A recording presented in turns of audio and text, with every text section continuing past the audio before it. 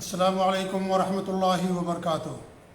الحمدللہ رب العالمین والعاقبۃ للمتقین ولا عدوان الا علی الظالمین، واشهد ان لا الہ الا اللہ وحدہ لا شریک لہ، واشهد ان محمدا عبدہ ورسولہ، بلغ الرسالہ وادى الامانہ ونصح الامہ وترکها علی البیضاء لیلها کنہارها لا یزیغ عنها الا ہالک، صلوات اللہ وسلامہ علیہ وعلی آلہ وعلی اصحابہ ومن اہتدی بہدیہ واستنى بسنتہ الی یوم الدین، وبعد۔ معزز ناظرین و مشاہدین، اگر میں یہ کہوں کہ اس وقت دنیا میں سب سے زیادہ مظلوم جو دین ہے وہ دین اسلام ہے، تو اس میں کوئی مبالغہ نہیں ہوگا۔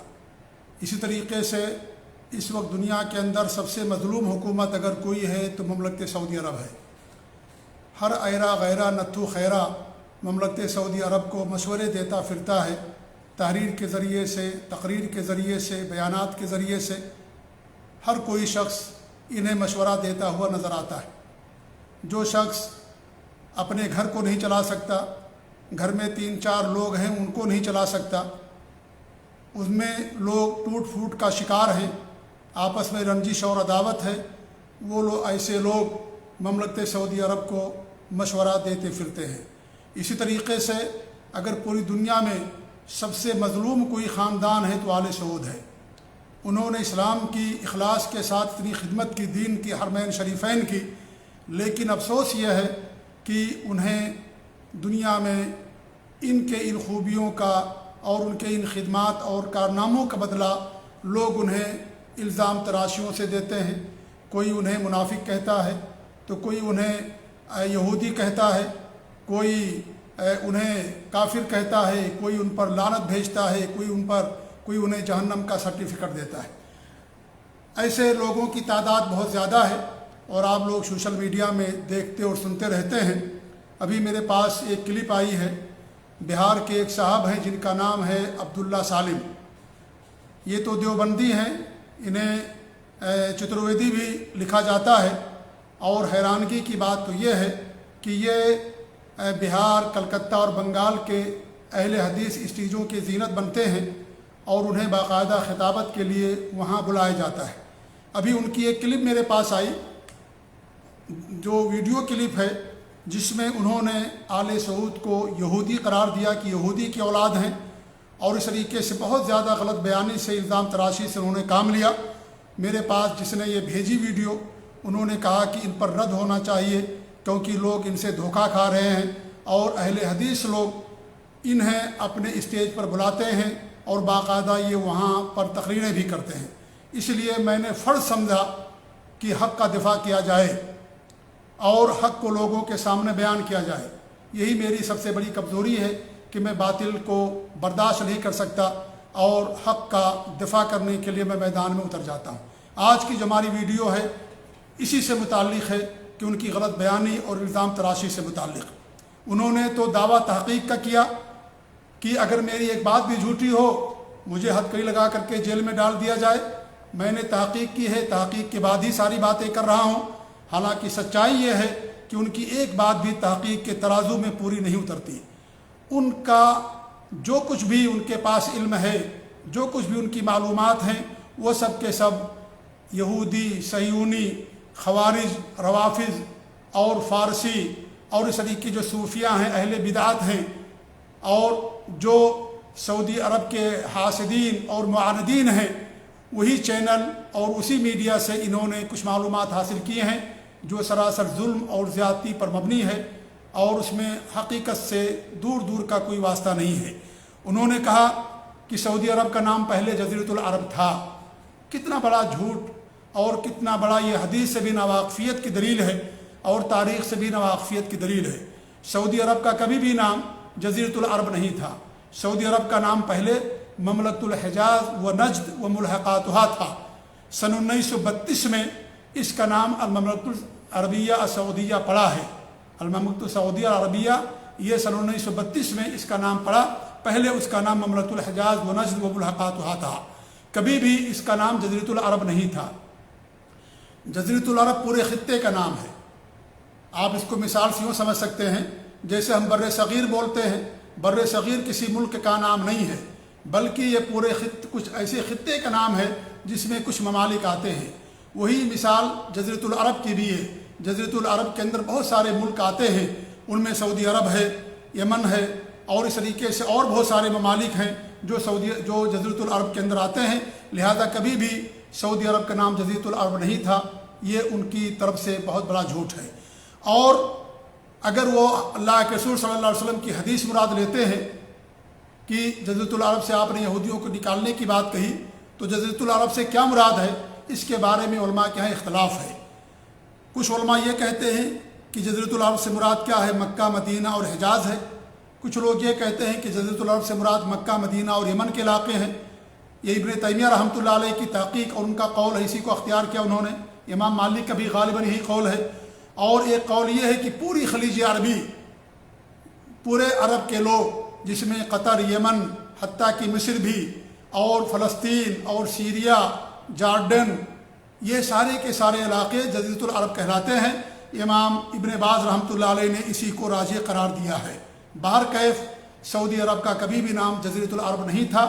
یہ عبداللہ سالم صاحب کی غلط بیانی ہے، اور یہ تاریخ سے ناواقفیت کی بہت بڑی دلیل ہے۔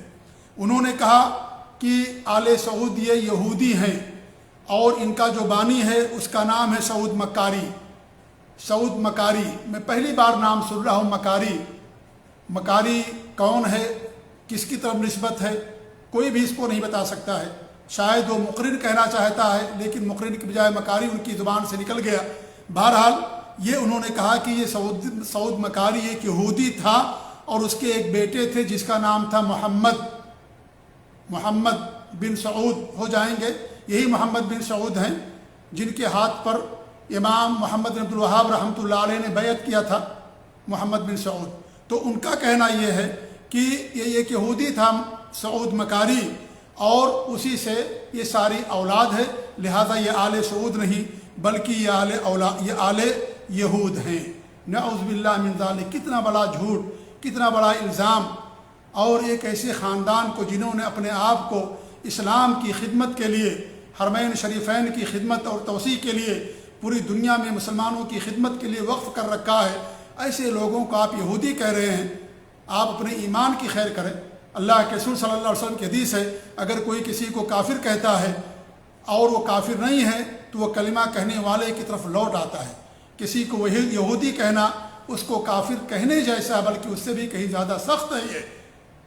لہذا ایک انسان کو بات کرنے سے پہلے سوچنا چاہیے کہ میں جو بات کہتا ہوں کتنی بڑی بات کہتا ہوں۔ میں کسی قوم کی دشمنی انسان کو اس بات پر نہ ابھارے کہ وہ عدل و انصاف سے کام نہ لے، بلکہ عدل و انصاف سے انسان کو کام لینا چاہیے۔ اللہ تعالیٰ کے ارشاد ہے، وَلَا يَجْرِمَنَّكُمْ شَنَآنُ قَوْمٍ عَلَىٰ أَلَّا تَعْدِلُوا اعْدِلُوا هُوَ أَقْرَبُ لِلتَّقْوَىٰ۔ قوم کی دشمنی تمہیں اس بات پر نہ ابھارے کہ تم عدل و انصاف کا دامن چھوڑ دو، عدل و انصاف سے کام لو، یہی تقویٰ کے قریب ہے، بلکہ یہی تقویٰ ہے۔ وَاتَّقُوا اللَّهَ إِنَّ اللَّهَ خَبِيرٌ بِمَا تَعْمَلُونَ۔ اللہ تعالیٰ سے ڈرو، اللہ تعالیٰ جو تم کچھ کرتے ہو خبر رکھنے والا ہے۔ ایسے لوگوں کو اللہ تعالیٰ سے ڈرنا چاہیے جو اس طرح کی بڑی بڑی باتیں مملکت سعودی عرب کے تعلق سے یا کسی بھی کے تعلق سے وہ کریں، یہ کتنی بڑی بات ہے۔ میرا سوال یہ ہے کہ اگر یہ یہودی ہیں تو ہر سال مملکت سعودی عرب کی طرف سے پوری دنیا کے لوگوں کو، چاہے مسلمان ممالک ہوں یا غیر مسلم ممالک ہوں، وہ لوگ اپنے خرچ پر حج پر بلاتے ہیں، اور اس میں اکثر تعداد ان لوگوں کی ہوتی ہے جو ان کے مخالفین ہوتے ہیں، جو ان کے عقیدے اور منہج پر نہیں ہوتے ہیں، ان کو بلاتے ہیں۔ ہمارے ملک ہندوستان سے بھی ایسے ہی لوگوں کی تعداد زیادہ رہتی ہے جو ان کے عقیدے اور منہج ان کے خلاف ہیں، انہیں گالیاں دیتے ہیں اور ان کو بدنام کرتے ہیں، ان کے خلاف سازشیں کرتے ہیں، ان کے خلاف لکھتے رہتے ہیں۔ بیچارے جو اہل حدیث اور سلفی ہیں انہیں تو بہت کم ملتا ہے، بڑی سفارشیں کرنی پڑتی ہے۔ 95% تو ایسی لوگ پوری دنیا سے آتے ہیں جو ان کے عقیدے اور منہج کے خلاف ہوتے ہیں۔ تو جب یہ یہودی ہیں، یہودی کی اولاد ہیں، تو پھر ان کے ذریعے آپ کیوں حج کرنے کے لیے آتے ہیں؟ آپ ان کی دعوت کو کیوں قبول کرتے ہیں؟ یہ تو یہودی ہیں آپ کے بقول۔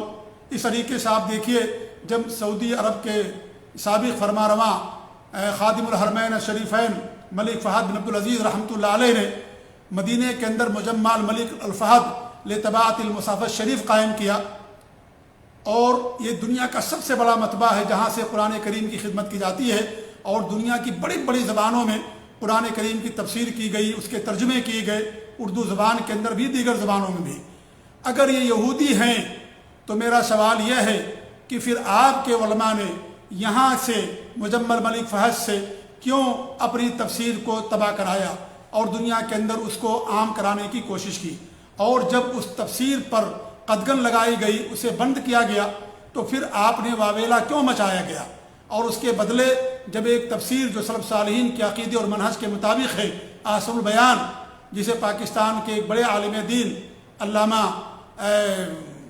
صلاح الدین یوسف رحمۃ اللہ علیہ نے جس تفسیر کو لکھا تھا، اس تفسیر کو جب یہاں سے شائع کیا گیا، اور وہ تفسیر جس میں اللہ رب العالمین کے عرش پر ہونے کی غلط تعویل کی گئی، صفات کی تعویل کی گئی غلط، اور غلط معنی بیان کیا گیا، انکار بھی کیا گیا، اور غلط تفسیر جو تھی جب اس کو یہاں سے ختم کیا گیا، تو آپ نے اتنا واویلا کیوں مچایا، اتنا ہنگامہ کیوں مچایا، جب یہ یہودی ہیں اور یہودی کی اولاد ہیں؟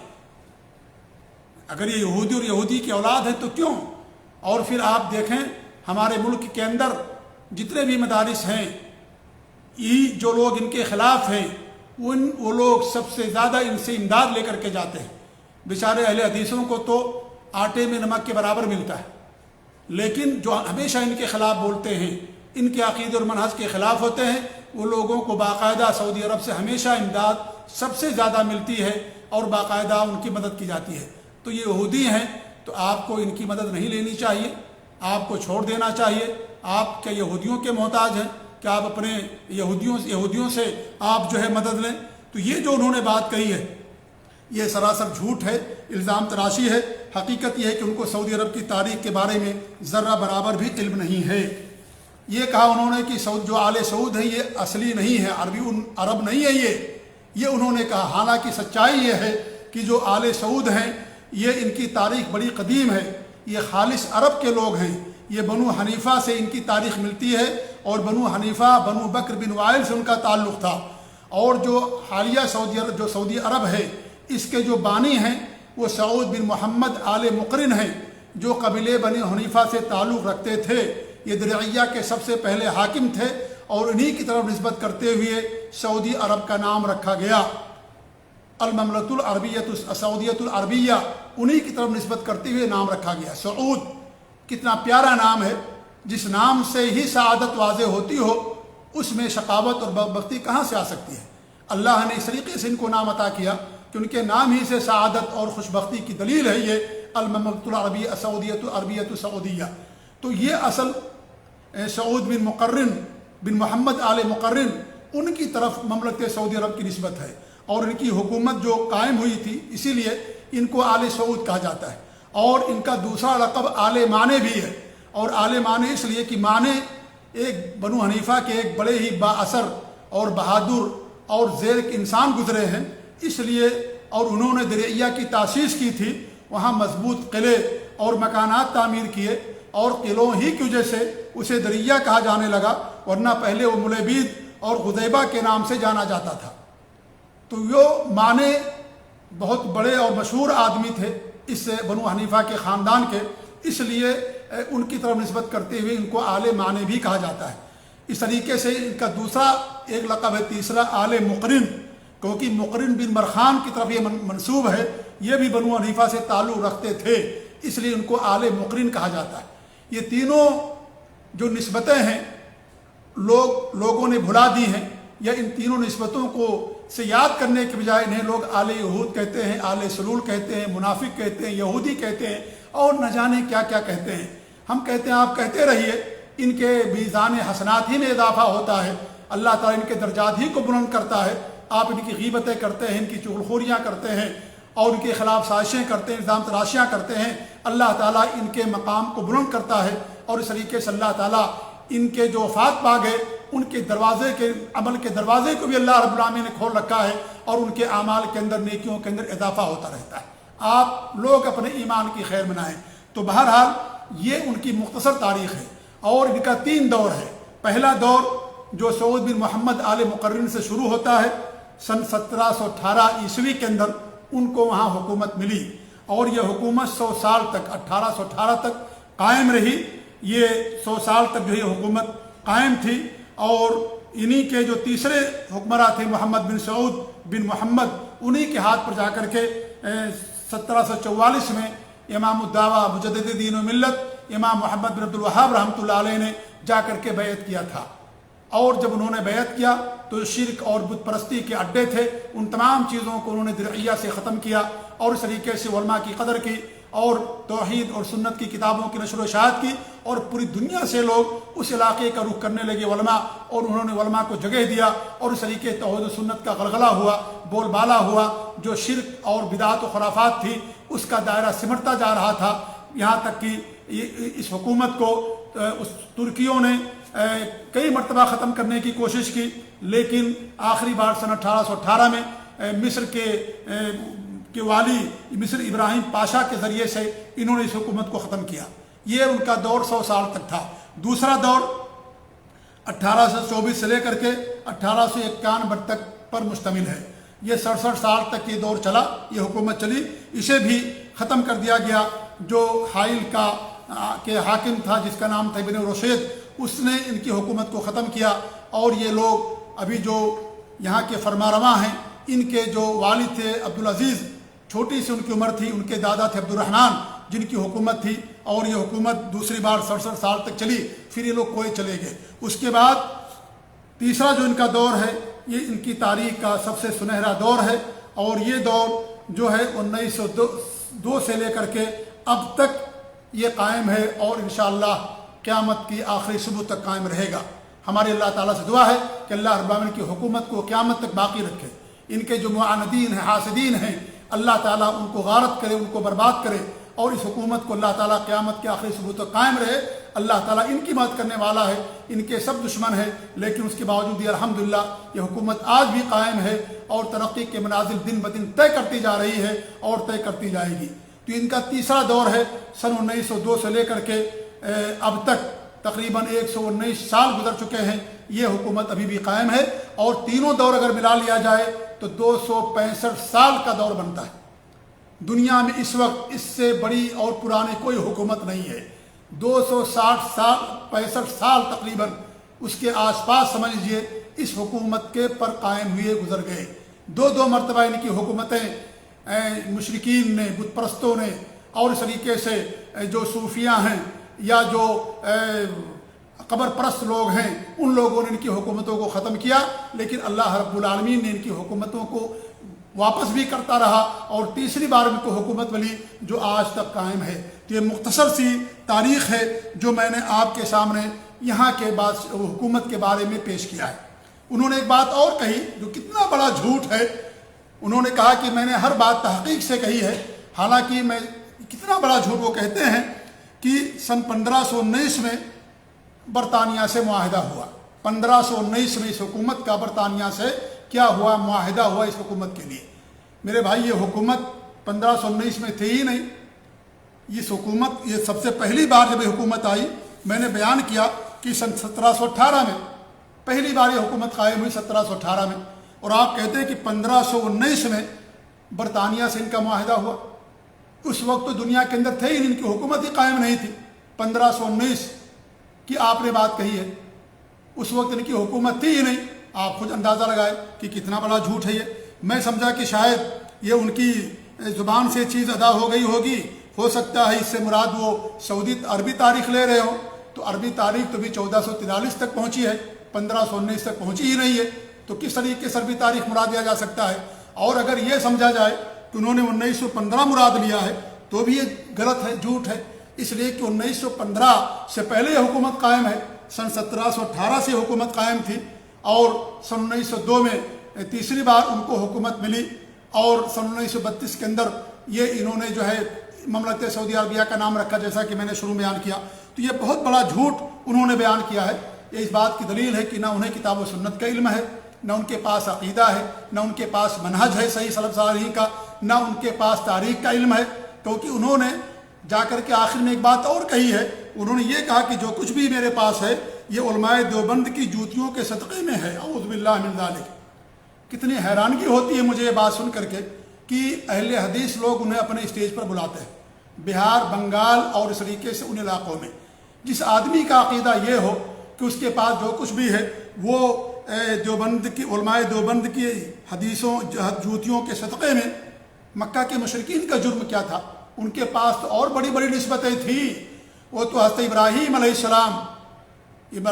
السلام کی نسبت رکھتے تھے، ان کے صدقے اور طفیل میں اللہ تعالیٰ سے مانگا کرتے تھے۔ حضرت موسیٰ علیہ السلام، حضرت عیسیٰ علیہ السلام، یہ سب اولوالعزم رسولوں میں سے ہیں، اولوالعزم رسولوں میں سے ان کے پاس تم سے بڑی بڑی نسبتیں تھیں، پھر ان کا کیا جرم تھا کہ ان کو مشرک قرار دیا گیا؟ تو میرے بھائی کتنی بڑی بات کہی انہوں نے۔ حیرانگی ہوتی ہے مجھے کہ اہل حدیثوں کو کیا ہو گیا، سلفیوں کو کیا ہو گیا؟ کیا تمہارے پاس علماء نہیں ہیں؟ کیا تمہارے پاس مقررین اور خطبہ نہیں ہیں؟ الحمدللہ ہماری جماعت بانج نہیں ہے، الحمدللہ ہماری جماعت میں ایک سے ایک بڑے عالم دین ہیں، محدث ہیں، مفسر ہیں، محقق ہیں، مورخ ہیں، عربی زبان کے جاننے والے الحمدللہ ایک سے ایک موجود ہیں۔ ایسے لوگوں جن کا عقیدہ اتنا خراب، اتنا غلط، جس آدمی کا عقیدہ خود غلط ہو وہ کیا آپ کو صحیح عقیدے کی تعلیم دے سکتا ہے؟ فاقد الشیء لا یعطیہ، یہ عربی کا قاعدہ ہے کہ جو آدمی کسی چیز سے محروم ہو وہ آپ کو نہیں دے سکتا۔ ایک فقیر انسان جو 1 روپیے کا محتاج ہو وہ آپ کو مال و دولت نہیں دے سکتا، وہ نہیں دے سکتا آپ کو، اس کے پاس ہے ہی نہیں ہے۔ لہذا یہ بڑے افسوس کی بات ہے، بڑی حیرانگی مجھے ہوتی ہے جب میں نے یہ سنا کہ وہاں کے لوگ باقاعدہ ان کو بلاتے ہیں۔ یہ ان کا مبلغ علم ہے، یہ ان کی تحقیق ہے جو انہوں نے تحقیق کیا، اور یہ ان کا علم ہے تاریخ کا اور حدیث اور جو ہے کیا نام ہے ملکوں کا، یہ ان کا تاریخ دانی کا یہ علم ہے۔ تو کتنا بڑا جھوٹ انہوں نے اس کے تعلق سے بیان کیا۔ اس طریقے سے وہ کہہ رہے ہیں کہ 40 سینما گھر حرمین میں کھلے ہوئے ہیں، 40 سینما گھر، نعوذ باللہ من ذالک، کتنا بڑا جھوٹ ہے۔ قل ہاتوا برہانکم ان کنتم صادقین، میں ان سے یہی کہوں گا دلیل لے کر کے آؤ۔ یہ صہیونی اور جھوٹ جو میڈیا ہے اس پر تکیہ مت کرو، یہ سب جھوٹے لوگ ہیں، مکار لوگ ہیں، اور اس طریقے سے ان کے تعلق سے جھوٹی خبریں نشر کرتے ہیں۔ جو ان کی خدمات ہیں، کارنامے ہیں، ان کو یہ نہیں بیان کرتے۔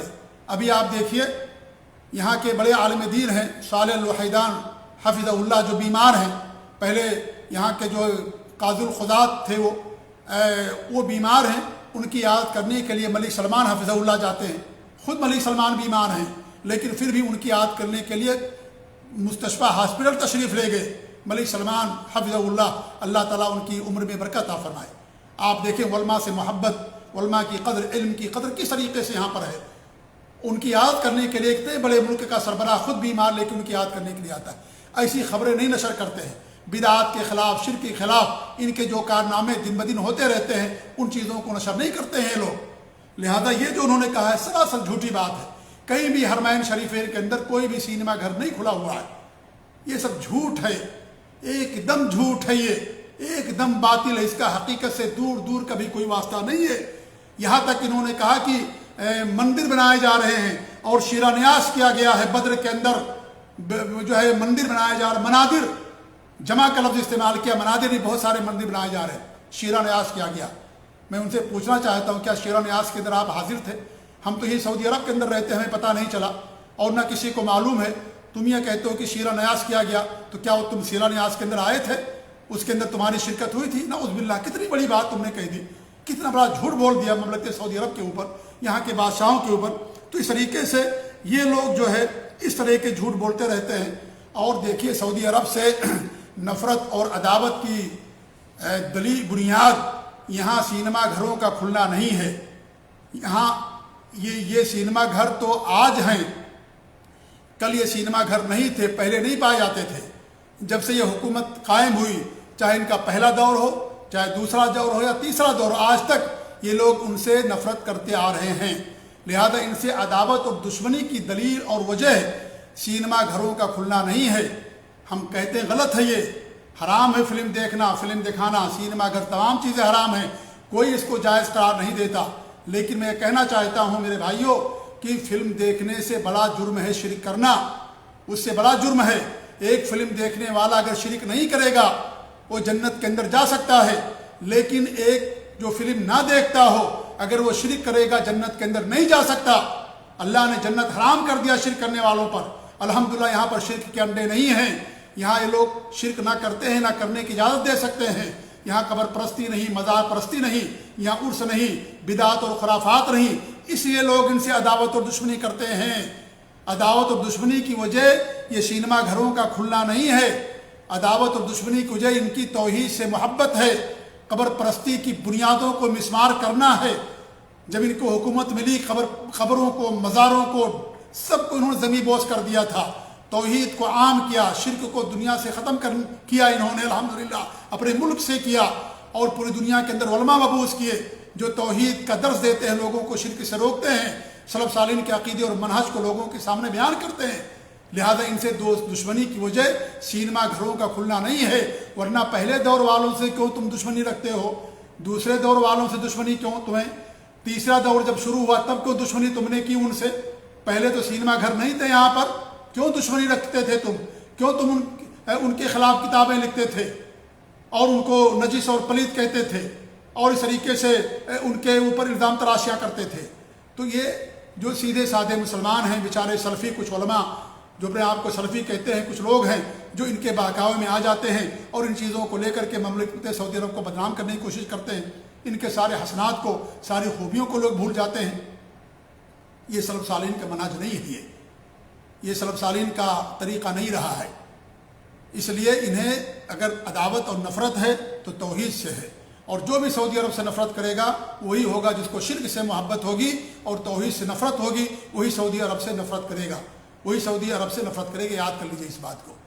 لہٰذا یہ ساری باتیں انہوں نے اس کے اندر بیان کی ہیں، یہ سراسر بے بنیاد باتیں ہیں جو انہوں نے ان کو یہودی قرار دیا اور اس طریقے سے نہ جانے کیا کیا کیا۔ یہ دنیا کا واحد ملک ہے جس کا وجود دعوت اللہ کے نتیجے میں ہوا، پھر بھی یہ یہودی ہیں۔ یہ دنیا کا واحد ملک ہے جس کا دستور کتاب و سنت ہے، اور جب اقوام متحدہ میں لوگوں نے ان سے مطالبہ کیا کہ اپنا دستور پیش کرو، انہوں نے وہاں قرآن پیش کیا۔ قرآن آج بھی وہاں رکھا ہوا، جنہوں نے ہدیے میں دیا وہاں رکھا، ان کا دستور ہے کیونکہ یہ یہودی ہیں۔ اس طریقے سے یہ دنیا کا واحد ملک ہے جہاں حدود کا نفاذ ہے، قاتلوں کو قتل کیا جاتا ہے، اللہ کو معاف کر دے، دیت پر راضی ہو جائیں، شراب پینے والوں پر کوڑے برسائے جاتے ہیں، زانیوں کو رجم کیا جاتا ہے، چوری کرنے والوں کے ہاتھ کاٹے جاتے ہیں، پھر بھی یہودی ہیں، اس لیے ایسا کرتے ہیں۔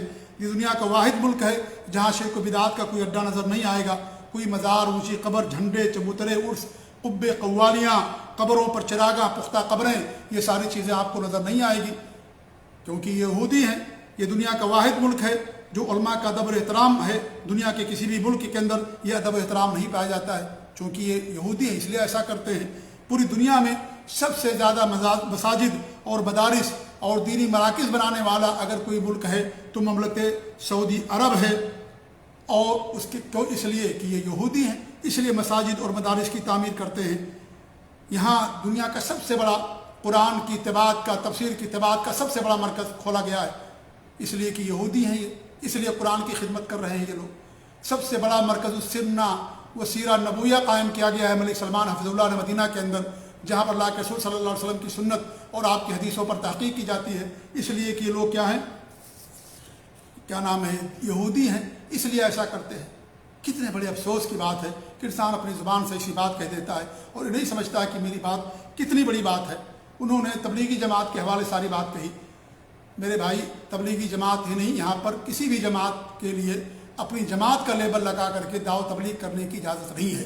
یہ بات میں نے پہلے بھی کہی ہے اور آج بھی کہہ رہا ہوں، یہاں پر کوئی جماعت اپنا لیبل لگا کر کے دین کا کام نہیں کر سکتی۔ الحمدللہ یہاں وزارت الشؤون اسلامیہ والاوقاف و دعوت ارشاد قائم ہے، ایک باقاعدہ دعوت ارشاد کا شعبہ، ایک وزارت قائم ہے، اور اس کے تحت پورے سعودی عرب کے اندر کئی سو مراکز ہیں، دعوتی مراکز ہیں، جہاں سے الحمدللہ توحید و سنت کا کام ہوتا ہے، غیر مسلموں کو دعوت دی جاتی ہے۔ غیر مسلموں کتنے لاکھاں غیر مسلم ہیں، لاکھاں لاکھ جنہوں نے اسلام کی دولت انہیں ملی، کروڑاں کروڑ بدعتی اور مشرک مسلمان تھے جنہیں توحید اور سنت ملی اور شرک اور بدعات کو انہوں نے چھوڑ دیا۔ الحمدللہ اتنی ساری برکتیں یہ سب کر رہے ہیں اس لیے کہ یہودی ہیں، اس لیے ساری چیزیں کر رہے ہیں۔ کتنے مراکز دعوتی ہیں یہاں پر، اور جب یہ یہودی ہیں اور آپ کی جماعت پر انہوں نے پابندی لگا دی تو پھر آپ واویلا کیوں مچاتے ہیں؟ بھئی یہودی کیا کرے گا؟ یہودی اسلام پر پابندی لگائے گا، قرآن پر پابندی لگائے گا، دین پر پابندی لگائے گا۔ جب یہ یہودی ہیں تو آپ واویلا کیوں مچا رہے ہیں؟ آپ شور ہنگامہ کیوں کر رہے ہیں؟ پہلی بات تو یہ کہ انہوں نے کوئی پابندی نہیں لگائی ہے، یہاں ہر جماعت پر پابندی، کوئی بھی جماعت، نہ یہاں پر کوئی جماعت رجسٹرڈ ہے جیسا کہ ہمارے ملکوں کے اندر ہوتا ہے، نہ کوئی بھی جماعت اپنا لیبل لگا کر کے یہاں دین کا کام نہیں کر سکتی۔ یہ تو صرف انہوں نے ان کی جو تبلیغی جماعت کی خطرناکیاں، ان کے برے عقائد اور ان کی گمراہیاں ہیں، ان کو بیان کرنے کے لیے انہوں نے کہا ہے، اور اس سے پہلے 4 مرتبہ چیز ہو چکی ہے، 1420 میں، 1424 میں، 1427 میں، 1441 میں، یہ چیزیں یا 40 کے اندر ہو چکی، اور ابھی 5ویں بار ایسا ہوا ہے۔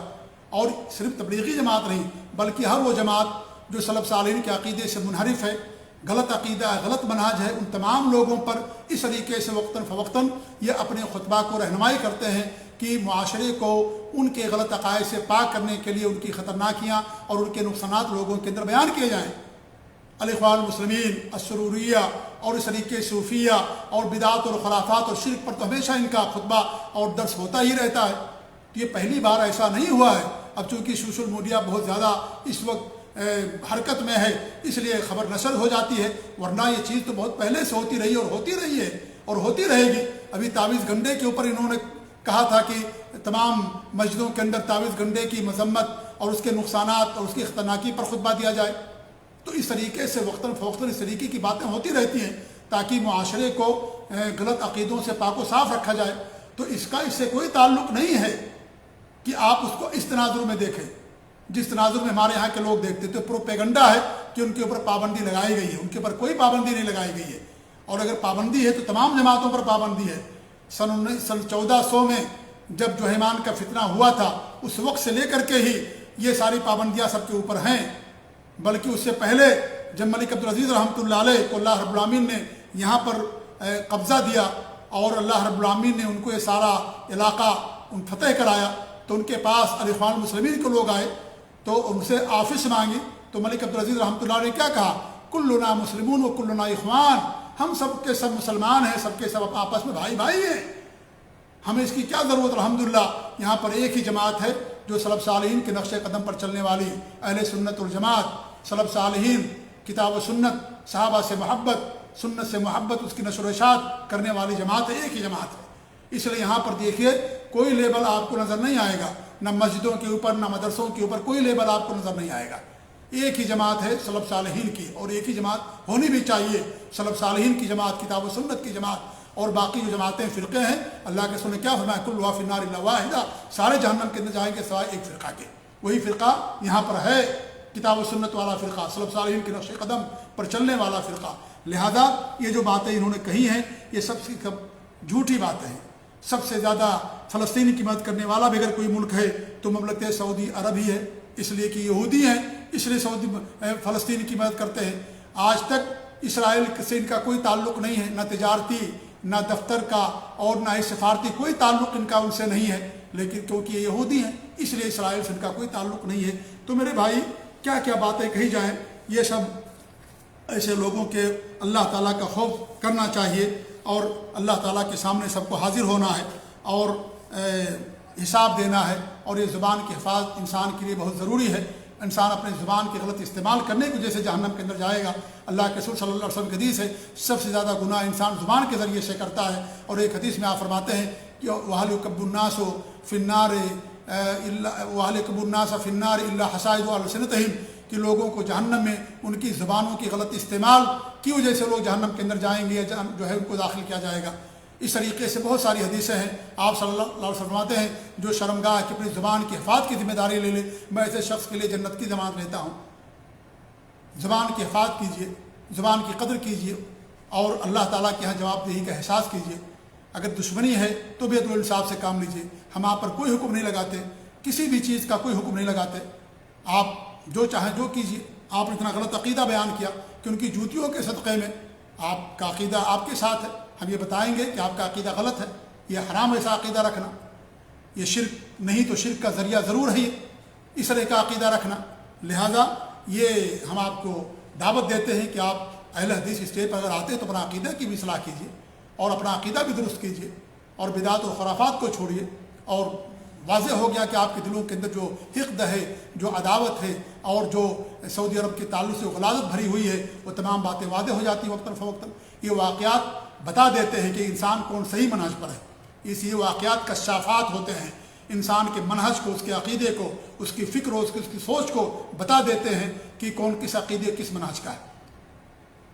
لہذا میں اپنی بات ختم کرتے ہوئے کہوں گا کہ اللہ تعالیٰ مملکت سعودی عرب کی حفاظت فرمائے، اور یہ بھی کہوں کہ انہوں نے ان کو دہشت گرد نہیں کہا ہے، بوابۃ من بوابات الارہاب کہا ہے، دہشت گردی کے دروازوں میں سے ایک دروازہ کہا ہے، کیونکہ کچھ لوگوں نے اس کا غلط استعمال کیا اور اس طریقے سے یا یہاں کے لوگ اس کے اندر کچھ لوگ پائے گئے تو ان کا اپنا داخلی معاملہ ہے جس کی بنا پر انہوں نے اس پر پابند جو ہے اس کے تعلق سے بات کہی ہے، ورنہ پابندی تو یہاں پر جیسا کہ میں نے شروع میں کہا کہ ہر جماعت کے اوپر ہے، کوئی بھی جماعت اپنا لیبل لگا کر کے یہاں دین کا کام نہیں کر سکتی، اگر کرنا ہے تو آپ جو ہے وزارت الشؤون اسلامیہ کے تحت ہی آپ کر سکتے ہیں۔ یہاں مجمع الفقہ الاسلامی قائم ہے جہاں پر ہمارے ملک کے لوگ بھی اس کے اندر باقاعدہ رکن ہیں۔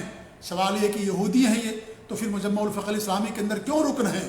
کیوں لوگ وہاں سے حج کرنے کے لیے آتے ہیں؟ کیوں یہاں پر رکن ہیں مجمع الفقہ الاسلامی کے؟ کتنی بڑی بات کہی، اللہ تعالیٰ انہیں ہدایت دے، اللہ مجھے بھی ہدایت دے، اللہ تعالیٰ ہم سب کی اصلاح فرمائے، آمین۔ اور اللہ تعالیٰ اس پورے سعودی عرب کی اللہ تعالیٰ حفاظت فرمائے، اللہ تعالیٰ انہیں اور دین کا کام کرنے کی توفیق دے، اللہ تعالیٰ ان کو اور مزید ترقی عطا فرمائے۔ یقیناً معاصی ہیں، منکرات ہیں، کچھ گناہ ہیں، اس میں کوئی شک نہیں ہے کہ پایا جاتا ہے، لیکن ہمارے اندر بھی خامیاں ہیں، ہمارے معاشرے کے اندر بھی خامیاں ہیں اور ہمارے اندر بھی خامیاں پائی جاتی ہیں، لہذا انسان کو تو انصاف سے کام لینا چاہیے۔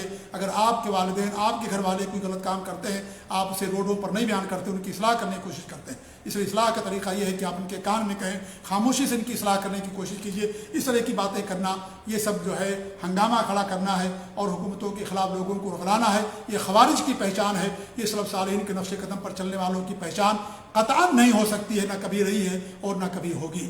اللہ تعالیٰ ہم سب کو ہدایت دے، آمین۔ مبارک اللہ فیکم و جزاکم اللہ خیر۔ ہم سب کا شکریہ ادا کرتے ہیں جن جن لوگوں نے بھی ہماری گفتگو سنی، اور ہم گزارش یہی کریں گے کہ آپ اس کو عام کریں تاکہ حق واضح ہو اور باطل کا دائرہ تنگ ہو اور لوگوں کو حق بات پہنچے۔ جزاکم اللہ خیر، السلام علیکم ورحمۃ اللہ وبرکاتہ۔